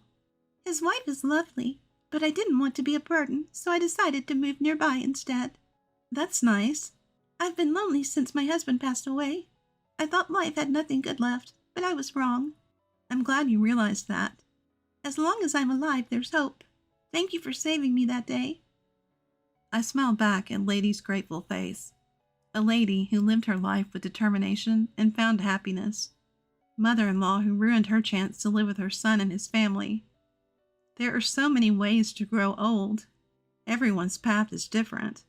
But our own attitudes shape whether our later years are happy or sad. Seeing these two elderly women, I had a vague idea of the kind of future I wanted. To ensure a happy future, and to protect the peaceful days I have now, I reminded myself of the path I should take. I could have never imagined, back then, that I would cross paths with them again and uncover the shocking truth that unfolded. My name's Ashley and I'm 35 years old. For the past 10 years, I devoted myself to being a full-time wife, supporting my husband Sam with unwavering dedication. We don't have any kids, but we always told each other that our love was more than enough, that having children wasn't the only way to live a fulfilling life. But then one day, Sam changed. Looking back, maybe it was just his true nature finally coming to surface. You see, my parents divorced when I was little, and I was brought up by my dad. When I was a teenager, my dad finally told me why he and my mom split up. He said it was due to incompatible personalities. Back then, I thought it was such a trivial reason to end a marriage. After all, everyone has their differences, right? But as I grew older, I painfully realized that differences in personalities, differences in core values, could indeed lead to a divorce. I had to face this harsh reality when my father was tragically killed. in a car accident last year. My father, who used to run a construction company, was a craftsman at heart. Even at the age of 70, right before he passed away, he was still actively working, and his experience and skills were highly regarded by his clients. His business thrived, even during economic downturns. He was also endorsed by the church community as a master carpenter. His unique techniques of building church using timber fitted together without nails was among his area of expertise. My father, with his dexterous hands, would always cook for me after work. Even now, I'm grateful for all the love and nutrition he provided me. What's important is not what you get in return from others, but how much joy you can give to them. He often told me. I try to live up to these words by devoting myself to my husband, Sam. However, after my father suddenly left this world, Sam seemed to change drastically, as if revealing a hidden side of him. Our conversations never ceased, but they often turned to the topic of my father's inheritance. With your dad's inheritance, we can build our own house, right? We can finally move out of this old apartment and into our dream home. I never mentioned to Sam about using my father's inheritance to build a house. I had planned to save it for our retirement. Moreover, I just couldn't use the money my father had worked so hard for to raise me as a single parent. My father was a serious man who never gambled or squandered his money on frivolous activities. Because of this, he left behind a significant amount of wealth. Up until now, I had always been open with Sam about everything. However, seeing the glint in his eye as he eyed my father's inheritance, I found myself lying about the exact amount. We can't afford to buy a house. My father must have spent a lot on drinks and pachinko because he was lonely. There is much less left than you think, Sam. But there's still enough to build a house, right? No, there's not. We might be able to buy a rundown second-hand house, though. Sam looked as if his world was ending. His eyes were lifeless, like those of a dead fish. It was my first time realizing how money could change a person. I even began to doubt if Sam had stayed with me in hopes of getting his hands on my father's inheritance. However, about 6 months later, on a weekend while I was doing chores and Sam was watching TV, he said, I have something to tell you. For the first time since he proposed, he was addressing me with a serious expression, and I couldn't help but feel a chill run down my spine. I sat down across from him, and as I observed his face, a tear streamed down his cheek. What? I've made you feel bad by acting like I was only interested in your dad's money, haven't I? We don't have children, so we should have plenty of time to enjoy together, but I haven't put any effort into it. Thank you for always being with me without any complaints, even though I leave all the housework to you and we rarely go out on my days off. Upon hearing these words, I felt a mixture of joy and regret for ever doubting him. Tears of joy mixed with tears of regret and fell heavily from my eyes. The look in Sam's eyes as he gently hugged me was the same as when I fell in love with him. As I felt his warmth radiate through my body, I truly felt glad that I married him. From that day forward, no matter how tired he was after work, Sam would always help me with my chores. On his days off, he would even try cooking dishes that he had never cooked before. He didn't get upset even when I was strict with him. Seeing him overcome each challenge made my heart flutter. I felt proud that I had chosen him as my husband, and we lived each day as if we were newlyweds again. But then, 6 months later, things started to change when a letter arrived in our mailbox. Here, this letter was in the mailbox today. It's for you, Sam. Sam opened the envelope carefully with a pair of scissors. Wow, it's been 20 years since I graduated from high school. I've been invited several times, but I never went. The envelope contained an invitation to a reunion from his high school friends. I knew he had been invited to these reunions several times since we got married, but he had always declined out of consideration for me, who had no connection with his classmates. I told him that he should definitely go this time. Don't worry about me, you should go and have a good time with your classmates. After some hesitation, Sam decided to attend the reunion and began preparations for it, which was scheduled to take place in a month. Sam, who rarely went out with anyone other than me, didn't have any stylish clothes and his hairstyle was a mess. He told me that because he could be completely open with me, he didn't feel the need to dress up. Well, I have always been a bit clueless about fashion, and I believe that it's what's inside a person that matters, not the outside. However, since the invitation to their reunion arrived, our dates turned into a tour of men's clothing stores, and I found myself tagging along every week. I realized that his sudden interest in fashion was because of the reunion, but ever since that letter arrived, Sam would often come home late from work. He usually arrived home by 7 p.m., but it became common for him to come home past 9 p.m. He insisted it was due to overtime, and I couldn't verify if his words were true. Sam was the one managing our financial statements, and I hadn't seen them before. I also didn't want to call his company as it felt like I was doubting him. 3 days later, with 2 weeks left until the reunion, Sam returned from work and sat me down in the living room chair to share some news. My sister, Michelle, she's just broken up with her boyfriend she was living with. And now she's staying at a friend's house. But the friend's husband is coming back from a business trip next month. And she'll have no place to live. I have to do something for my sweet little sister. I completely understood Sam's concern for his sister. I have a younger brother who's currently working overseas. Even after I got married, I worried about him and often contacted him. He's a dependable guy just like our father, but he's too nice and easily deceived. I felt like it was my mission to protect him. So I wanted to help Sam's sister, but since the wedding, I hadn't seen or contacted her. I felt reluctant to use my father's inheritance for someone I barely knew, so I kept quiet. Ashley, didn't your father love helping people? Yet why won't you help my sister? My premonition was right. Sam wanted to help his sister using my father's inheritance. He desperately asked me to give a part of my father's inheritance to Michelle, but I was firm in my decision.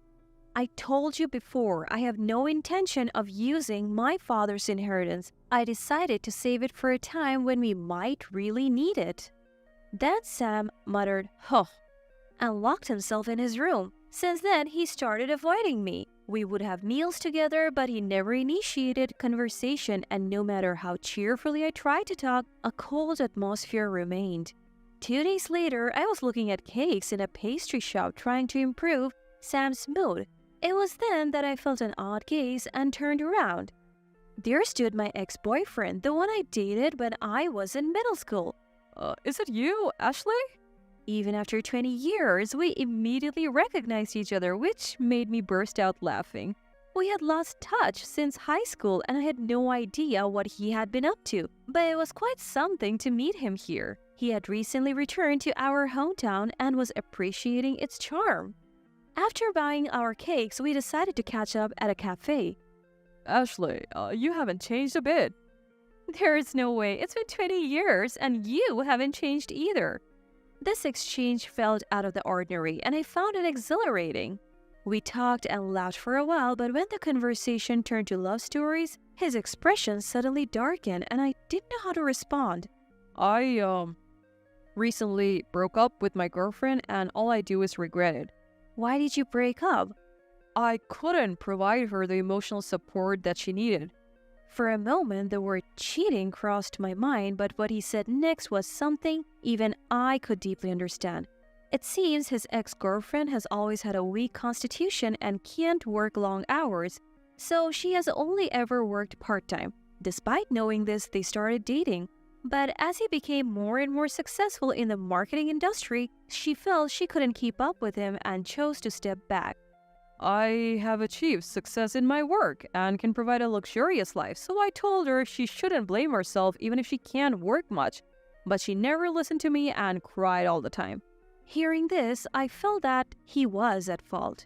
You're just bragging about yourself and putting pressure on your ex-girlfriend. I'm sure she didn't want a luxurious life but felt lonely because you were too absorbed in your work.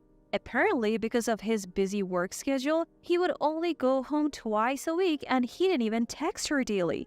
Hearing this, I could painfully relate to his ex-girlfriend's position and couldn't help raising my voice. How did your ex-girlfriend put up with this? If I were her and this kind of neglect went on, I would have broken up with you. No matter how busy you are with work, you have been too neglectful. And you knew she couldn't work. Why didn't you care for her more? The truth is, something similar happened between me and my husband. Around our 3rd year of marriage, I was dealing with infertility treatments and ended up in a depressive state, both physically and mentally drained. Despite this, my husband, who claimed to be busy with work, never once asked me if I was okay. He apologized and improved after I expressed my hardship, but that painful memory still haunts me to this day. Seeing how desperate I was, my ex-boyfriend seemed to realize his mistake. He said he wanted to get back together with his ex, but lacked the courage to act on it. Not wanting to leave him in trouble, I offered my help. In return, he listened to my grievances about my husband and we spent our time together fruitfully. That's what I thought, but a shocking revelation left me stunned. She has an older brother, and his wife is really cold-hearted. Despite being a stay-at-home wife, she doesn't do any chores and squanders money on night outs. Apparently, he's considering divorce, but she won't sign the divorce papers. That's terrible. I can't believe he's still putting up with her. I think so too. That's why he's secretly planning to let loose at an upcoming reunion. A reunion? The word rang my bell. Comparing the details about his ex-girlfriend's brother and my husband, the shocking truth emerged.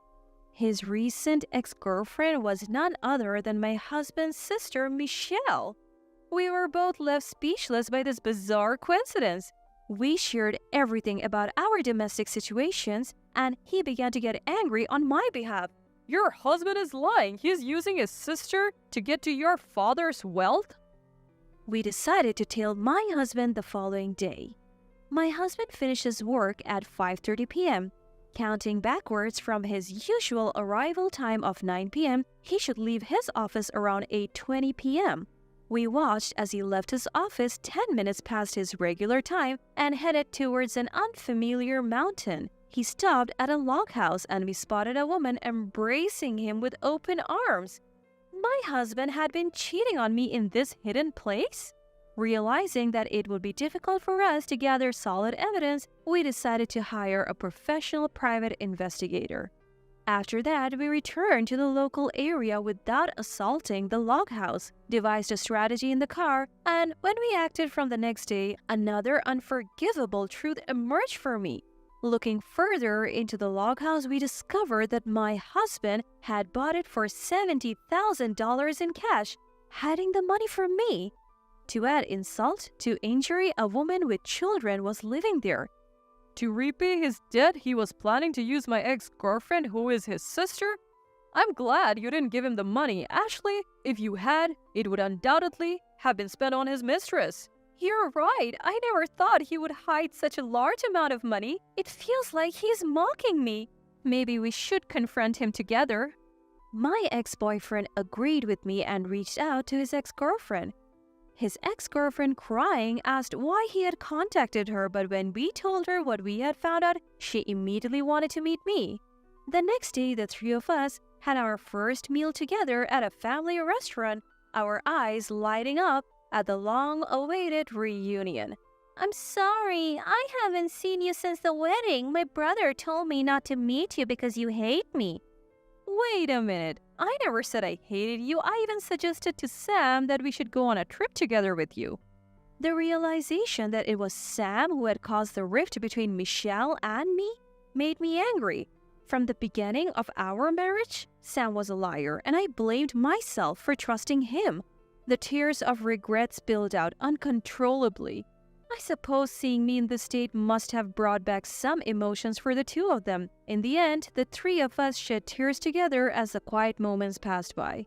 Speaking on behalf of my ex-boyfriend, I conveyed his feelings to his ex-girlfriend. She admitted, I have a strange kind of pride. I ended up envying my boyfriend who was more capable at work than I was.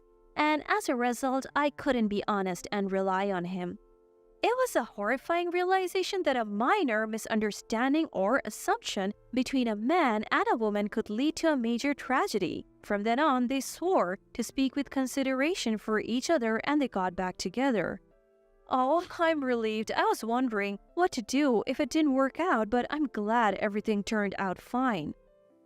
Despite the trouble my brother has caused, thank you for helping me. Now it's our turn to support you. 3 days later, it was finally time to strike back. The day arrived when my husband was going to a reunion. I started packing my things as soon as I saw off my husband, who was in a good mood since morning. The reunion was going to be held at an inn about 2 hours away by car from here, with an overnight stay, so the deadline was the next evening. I scheduled to make it in time.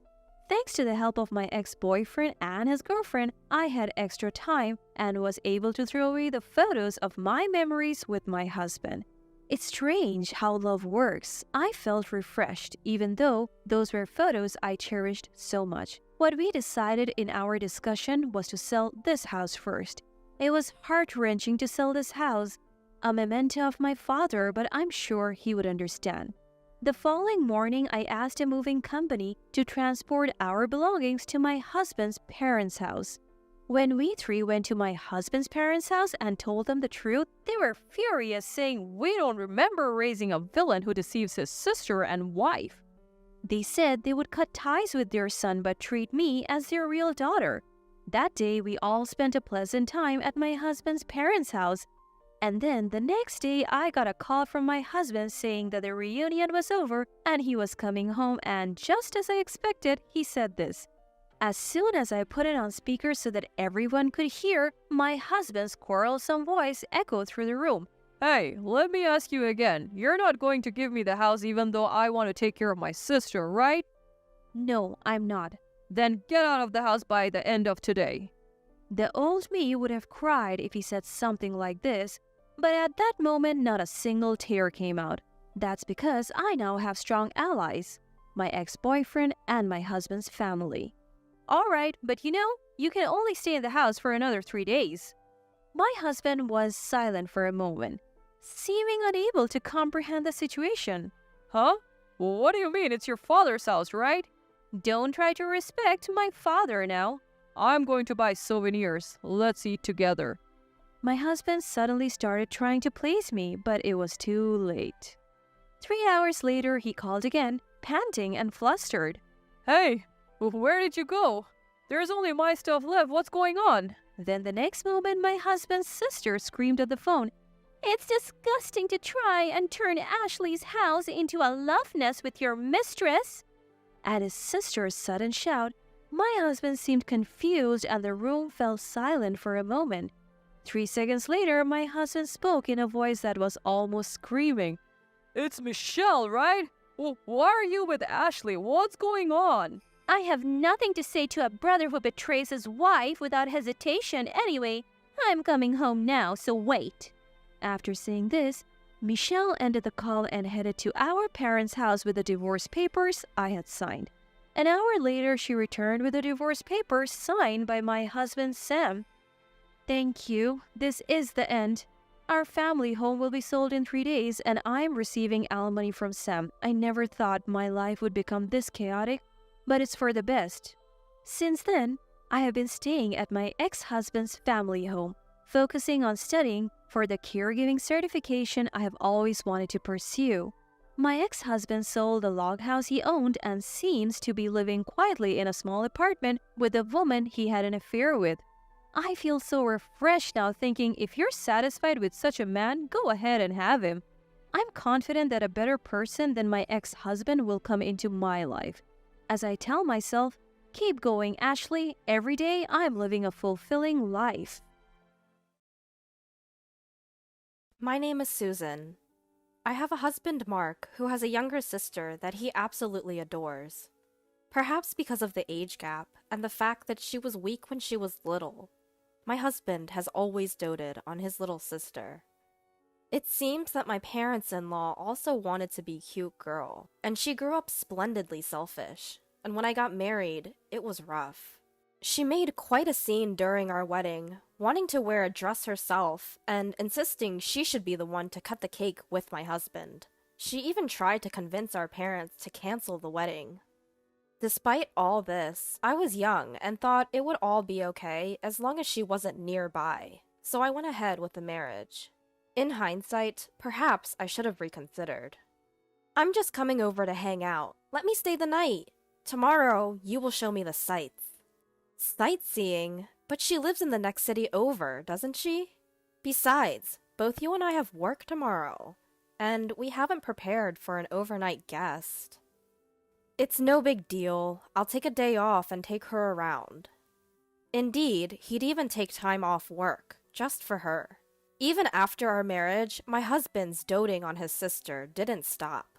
Every weekend she would come over, eat lunch and dinner with us, and then stay the night. One time, she found the estimate I had hidden for a trip and said, "You're going on a trip, big bro? I want to come too." And he just said, "Well, can't be helped. I'll pay for it." So she ended up coming on our trip too, which of course made me very angry. It caused a huge fight after she left. "I can't believe you! That estimate was for our honeymoon. But you shouldn't have left it somewhere she could find it. And how is it inside the shelf of my private desk an easy-to-find place?" "Well, she found it, so there's nothing we can do about it now." "We're canceling the trip then." "But you were so excited about it."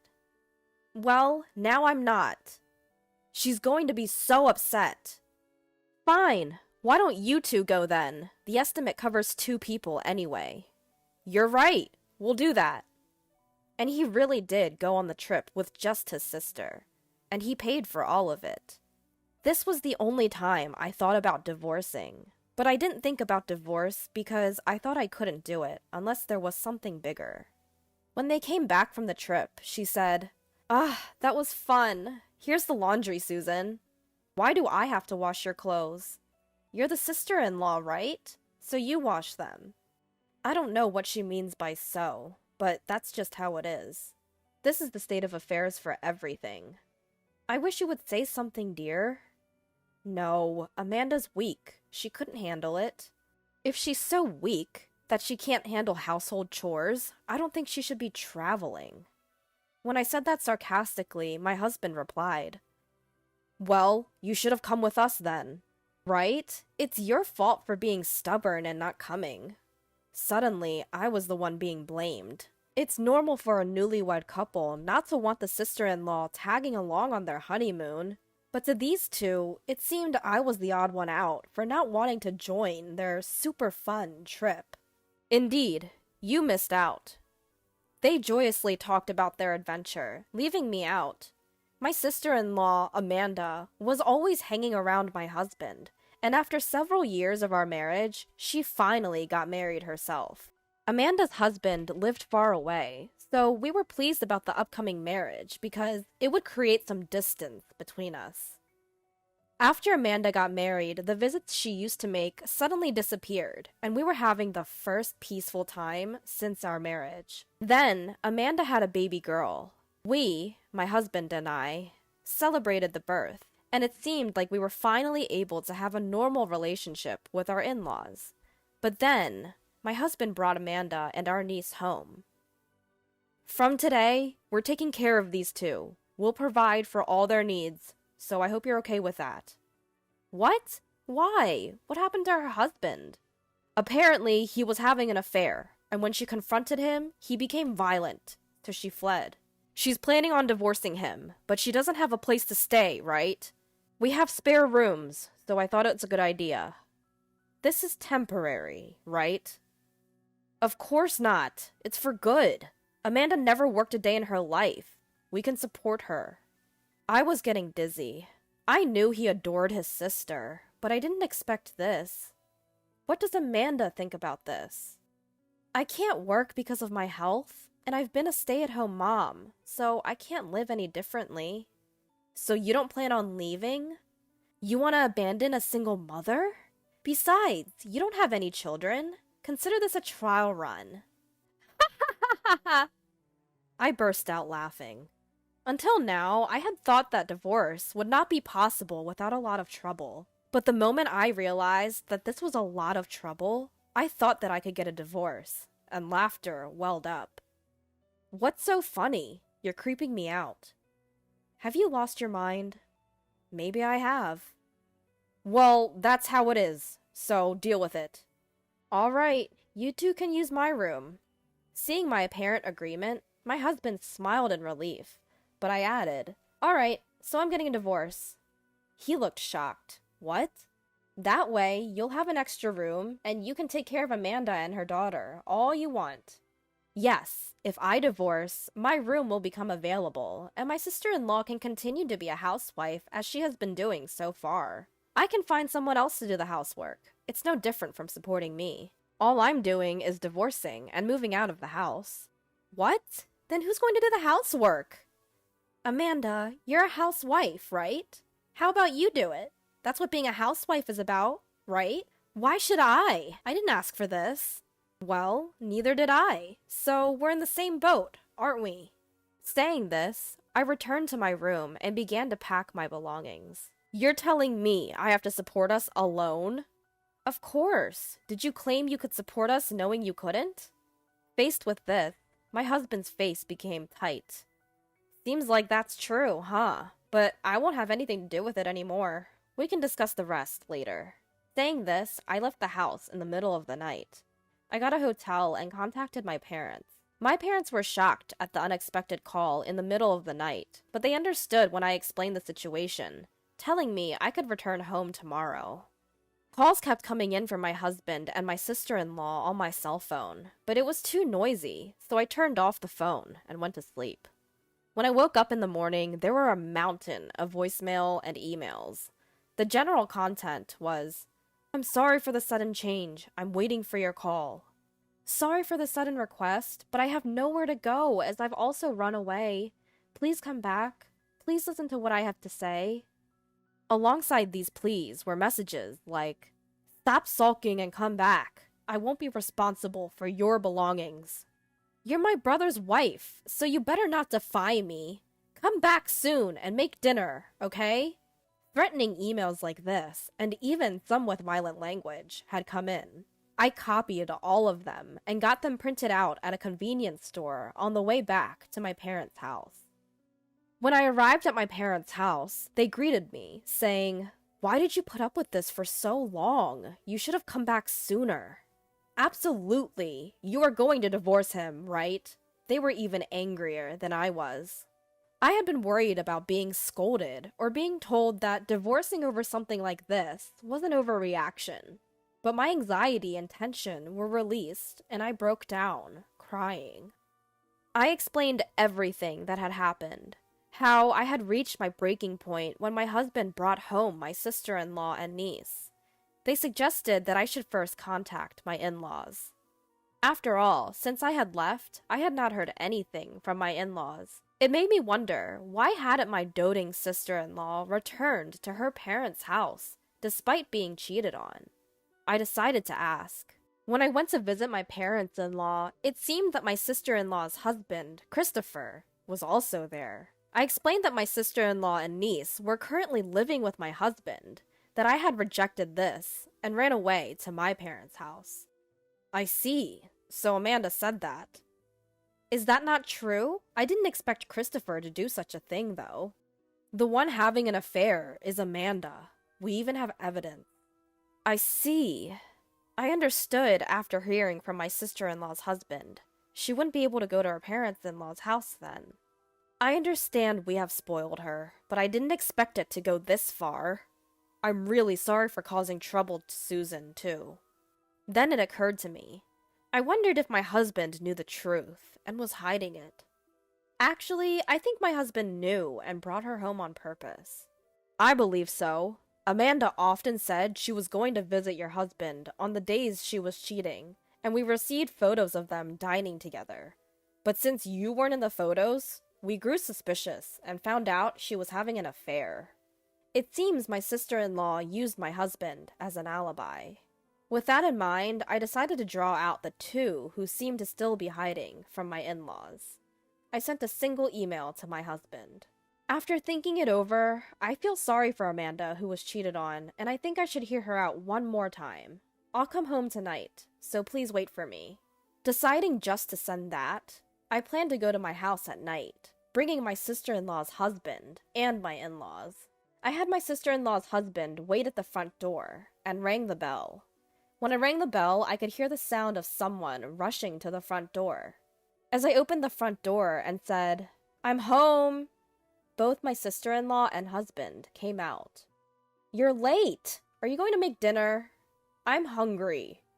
"Finally, you're back." The house was so messy that there was barely any room to step. It was hard to believe it had only been left unattended for a day. Seeing this, my mother-in-law pressed her temples. My father-in-law turned red-faced. My sister-in-law and husband, who had made it to the front door, turned pale-faced. And I was amused at the contrast. "Why are Dad and Mom here? And why is Christopher here too?" "Well, I thought it would be hard to take care of everything on my own. And don't you think it's better if we get some help from your parents? I wasn't told Mom and Dad would be here. And Christopher too. You're causing trouble, even for your sister-in-law. What do you want to do?" "But having an affair is different." "What? Amanda, you were cheating." Feigning surprise, I received a glare from my sister-in-law. "Did you know?" When I looked at my husband, he was mumbling something, but he did not deny it. It seemed he knew about the affair. "So you knew, lied about it, and planned to have me take care of her." "Well, she's family, so you would trust Amanda, right? You were trying to make me do that? But if she went to in-laws' parents' house, you would definitely blame Amanda. She's a stranger to me." When I replied that, my sister-in-law said, "But I wasn't cheating. I was with my brother." I spoke with Christopher and saw the photos, but I don't know anything about it. Rather, you two were having meals together. We haven't been dining out for a while. "No, it's not like that. I didn't know about the affair, and she just asked me to take pictures to create an alibi. So please, don't divorce me." "Wait, brother!" At this point, it seemed he realized he misspoke, but it was too late. My husband, who had confessed to creating an alibi, had a face of regret. "With that, the alibi is hopeless. Your parents heard everything, you know." "No, that was my brother." "It's futile. There's plenty of evidence besides the alibi. I'm going to get a divorce." "No way." The husband of the sister-in-law pulled out documents from the bag he had. Out they came, plenty of evidence stuffed full into a brown envelope. Then he took out an IC recorder, which seemed to have recorded our current conversation. It seems it also recorded the fact that my husband was aiding in the fabrication of an alibi. "I'll be asking for a divorce too." "No, there's no need for a divorce." "Why do you think I could live with a person who knew about the affair and covered for it? Even if such a person exists, I can't. Let's get divorced." "No, no way." The mother-in-law broke down crying pathetically. The father-in-law was about to hit someone, but he was desperately holding back, and his clenched fists were trembling. Then they turned to me and bowed their heads, saying, "We will strictly supervise this child. We will take care of Sarah until everything is over. Susan, we are sorry for the trouble." The sister-in-law, whose alibi had collapsed, was disheartened and kneeled down, and my husband, who seemed to have given up, stood frozen on the spot. After that, the sister-in-law and her husband divorced. My husband and I also divorced. When we divorced, the IC recorder borrowed from the sister-in-law's husband was submitted. I received a small alimony, and my short married life came to an end. The custody of the niece was handed over to the sister-in-law's husband, and I was relieved. The sister-in-law and husband seemed to be living under the supervision of their parents, and the luxurious and arrogant life was forbidden for them, and they seemed to be living a tough life. Since then, I have occasionally been in touch with the sister-in-law's husband and have been allowed to see my niece. Thank you for that time. The sister-in-law's husband bowed his head. "No, I didn't do anything special." I waved my hand back and forth to deny it, but the sister-in-law's husband shook his head and said, "Actually, I was worried about whether I could get custody of my daughter. Custody is easier for the mother to get, and it seems that the father has a low chance of getting it unless there is a significant reason. Even though Amanda cheated on you? She's still young. It's difficult unless she can make her own decisions. But I thought I could definitely get it if there was the fact of cheating, and that the person who was involved in it will live with us at my wife's parents' house from now on." It seems that whether the fact that my husband was involved in the fabrication of the alibi could be confirmed or not was the key to whether or not he could get custody. So, I was able to get custody because Susan recognized the fact of the alibi at that time. I'm glad. It seems that Sarah can live safely. It seems that my niece will live at the sister-in-law's husband's house from now on. I am currently living at home, and I am about to move back to living alone. I can't always rely on my parents. After all, I should trust my instincts. I should have called off the marriage then. I've had enough.